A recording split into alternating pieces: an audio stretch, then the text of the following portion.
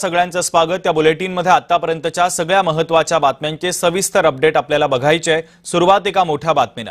चांदगुडे कुटुंबियांच्या श्वानाला अखेर नवं घर मिळालेलं आहे। पूर्ण कुटुंब संपल्यानंतर शेरू 3 दिवस घरामध्ये अडकून पडलेला होता। छत्रपती संभाजीनगरमध्ये चांदगुडे कुटुंबाच्या अंतानंतर त्यांच्या घरामध्ये 3 दिवस अडकून पडलेल्या शेरूला अखेर हक्काचं घर मिळालंय। अपनापेट लवर असोसिएशनच्या माध्यमातून प्राणीप्रेमी युवक शैलेश माने यांनी शेरूच्या संगोपनाची जबाबदारी आता स्वीकारली आहे। रविवारी प्राणीमित्रांनी शेरूची घरातून सुटका करून त्याला मानसिक आधार देण्याचा प्रयत्न केला होता। शेरूच्या संगोपनासाठी आता आवाहन केल्यानंतर अनेक प्राणीप्रेमींनी पुढाकार घेतला। अखेर शैलेश माने यांनी शेरूला आपल्या घरी नेण्याची जबाबदारी स्वीकारली आहे।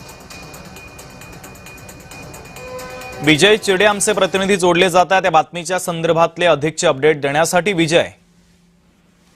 नक्कीच जर बघितलं छत्रपती संभाजीनगरमध्ये काही दिवसापूर्वी चांदगुडे कुटुंबाचा दुर्दैवी घटना जी आहे ती घडल्याची जर पाहिली होती। यावेळी त्यांच्या घरामध्ये असणारा त्यांचा श्वान जो आहे ते शेरू नावाचा होता आणि घरामध्ये कोणीही नसताना तो घरामध्ये केवळ 3 ते 4 दिवस त्या ठिकाणी अडकून बसल्याचा पाहायला मिळाला होता आणि शेजारी असणाऱ्या नातेवाईकांनी त्याला शेरूला त्या ठिकाणी सांभाळण्याचा देखील प्रयत्न केला, मात्र तो भुंकत असल्याचा पाहायला मिळत होता।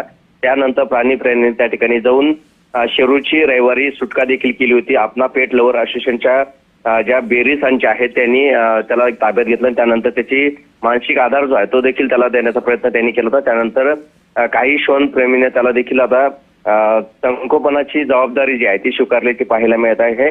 शैलेश माने असं त्यांचं नाव आहे। यानंतर आता शेरूची जबाबदारी जी आहे ती त्यांनी स्वीकारल्याची पाहायला मिळते आणि शेरूला आता पुन्हा एकदा आपल्या हक्काचं घर मिळाल्याचं पाहायला मिळत आहे। अगदी विजय, अत्यंत महत्त्वाचे अपडेट या बातमीच्या संदर्भातले पोहोचवलेले आहेत। तुर्तास धन्यवाद।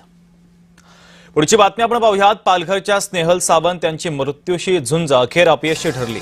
3 महिन्यापूर्वी प्रियकराकडनं कोयत्यानं जीवघेणा